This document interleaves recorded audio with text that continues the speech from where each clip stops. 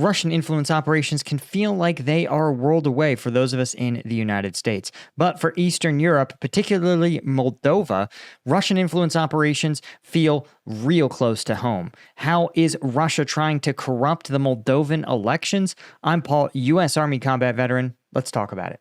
So this is a really interesting story because I think it illustrates the how of Russian influence operations. It kind of shows their playbook when they have a lot more power and sophistication relative to the small country they're targeting. In this case, we're talking about Moldova.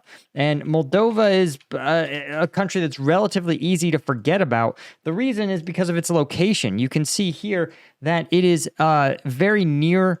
It is actually just in south of Ukraine, adjacent to Romania, but it has been subject to considerable Russian domination for a long time. And recently, though, like Ukraine, Moldova has begun to look westward. And this is interesting because obviously Putin doesn't want this to happen. In fact, there is a pro-Kremlin element called the Moldovan Victory Party. And they just held their Congress, something to the effect of the U.S. party conventions. But unlike the United States that holds its party conventions, in the United States, this party held it in Moscow. Yeah, that would be the equivalent, guys, of like the U.S. Democratic Party holding their convention in Beijing. The optics would just be unbelievably bad, but it's telling because, well, we'll talk about why in a second. It's kind of bananas. This is, of course, a critical election if you are Putin, because there's going to be a presidential election and following that, a referendum on whether or not Moldova wants to aspire to ascension in the European Union. Right now, that's a long way from actual membership, but it's a statement and a mandate to the government to say, listen, put Moldova on the path to being an EU country. And certainly there's a lot of economic benefits, right, for a country like Moldova. They look at countries like Poland and Romania, countries that have really benefited from access to the Western European market. But the founder of the Victory Party, Moldovan Victory Party, is a man named Ilan Shor.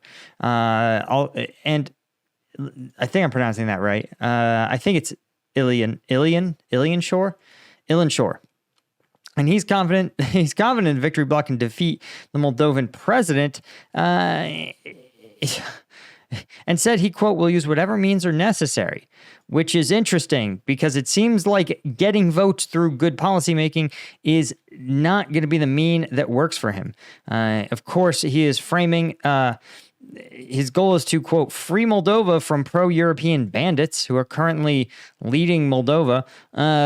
It's a lot of weird conspiracy theory gobbledygook, right? But what is interesting is when you take a look at the actual story, right? Here's a really good summary by SIPA on Moldova, or on these elections. And the Ilan Shor, or Sor in this case, is a pro-Russian businessman, right? Who's also a dual citizen with Israel. And Shor, again, at this party conference in Moscow, said Moldova lost its independence a long time ago. He said, today we have foreign control. He means foreign control of Moldova. Again, spoken in Moscow, where his party is having their convention.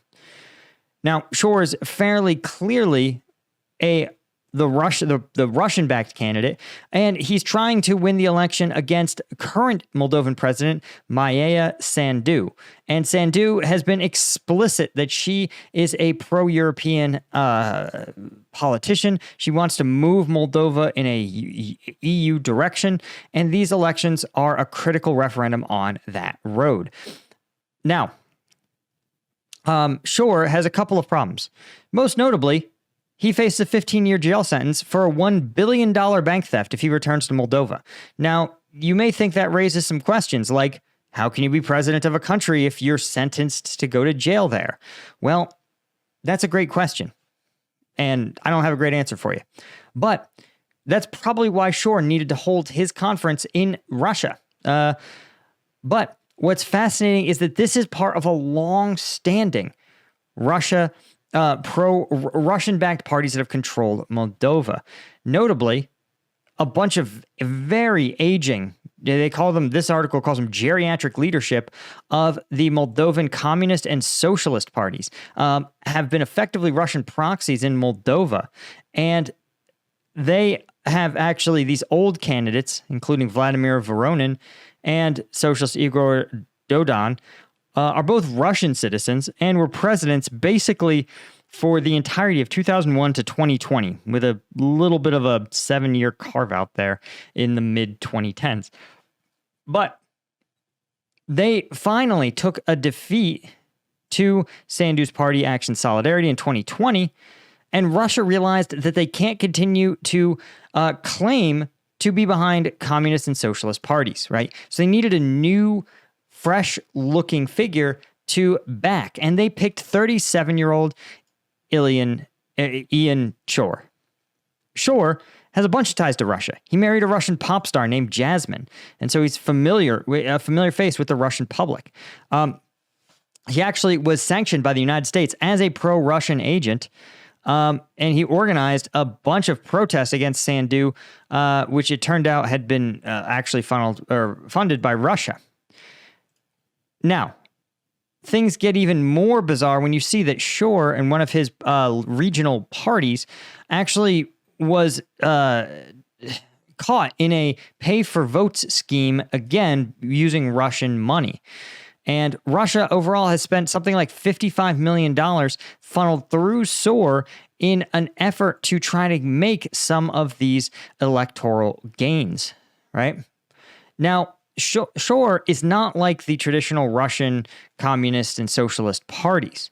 They instead rely on a lot of pro-Russian propaganda, particularly one that say that all of Moldova's economic problems are not because that they're not in the EU common market, but it's the fact that gas isn't cheap enough, despite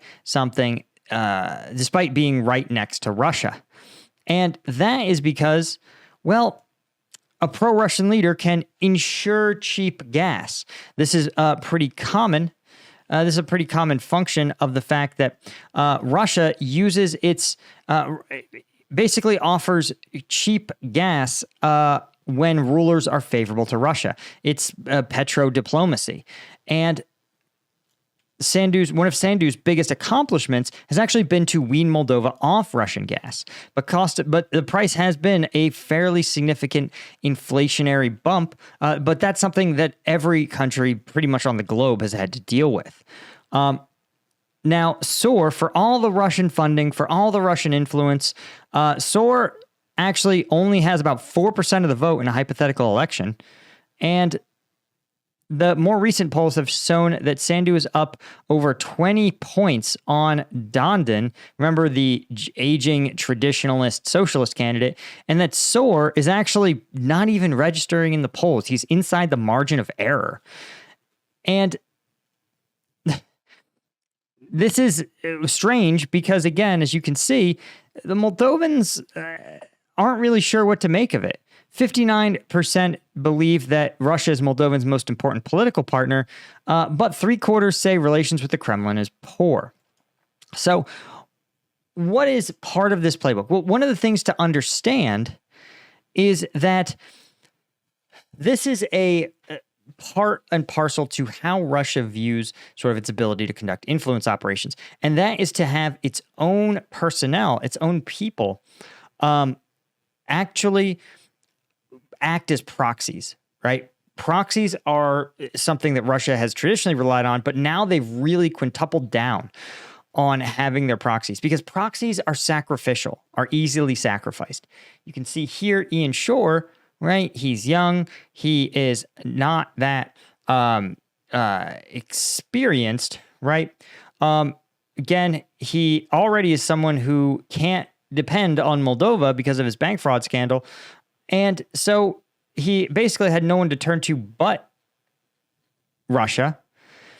And ultimately, Russia doesn't really care about his fates, just like they didn't care about the fates of those Chechen utility workers that they sent to get killed. A lot of people say, well, there's no way those guys were Russian stooges because they were so amateurish. But that is a part and parcel to the Russian MO, is to identify these sort of plants or stooges to achieve their objectives and then abandon them when they no longer serve their Russian interests. Shor is a perfect example of this, right? So again, while Russia is bankrolling him, providing him literal cover, because if Russia wasn't willing to take him in, he would be extradited in basically almost every other country.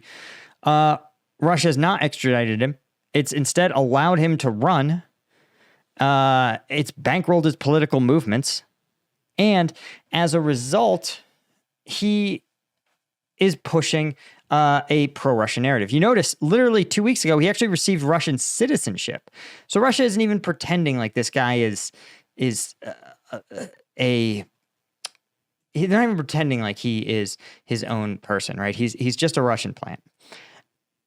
And that's the thing when you hear your own politicians say the same things that appear in things like TASS or RT or from Putin's speeches themselves, right? You should ask yourself, is this part of Russia's MO to surreptitiously, through shell companies, through complicated webs of interest, funnel money or resources or power to these people, or simply provide them cover that they couldn't get in their home country?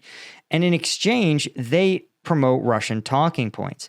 But at the end of the day, if these people get arrested, if they get detained, if they're outed, or if they lose their elections, Russia's not going to have their backs. The only people Russia has shown that it is willing to go to bat for when they do not have anything to offer the Kremlin are true dyed-in-the-wool Kremlin loyalists. Guys like the arms dealer released in that prisoner exchange. Let's see if I can remember his name, right? Released for the Victor Bout. There you go.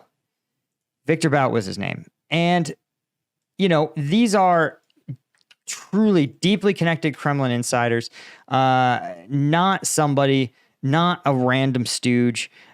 This is somebody who served, again, I mean, you see, this was a guy who was deeply connected in the Soviet era. He's a true Kremlin insider. They went to bat for him when they needed him to, but they were not going to, they're not going to do so for guys like Ilan Shor, just like they're not going to do so for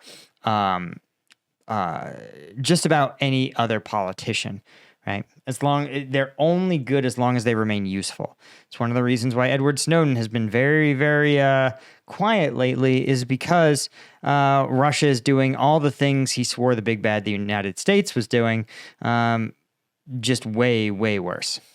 Anyway, guys, let me know in the comments if you guys have seen, if there's been pro-Russian scandals or politicians that you believe have been associated with Russia in your country, right? A lot of these scandals don't make English language news, even though I think they should. And of course, if you want access to uncensored combat footage, I do the deep dive analysis of the week's viral combat videos for members only on combatvetnews.com. It's the best way to support the channel. It's my own site. Somebody had my Patreon deactivated. So of course, if you want to help out, this is the best way to support the channel. Link is in the description. And of course, subscribe and like the video. See you guys in the next one. Cheers.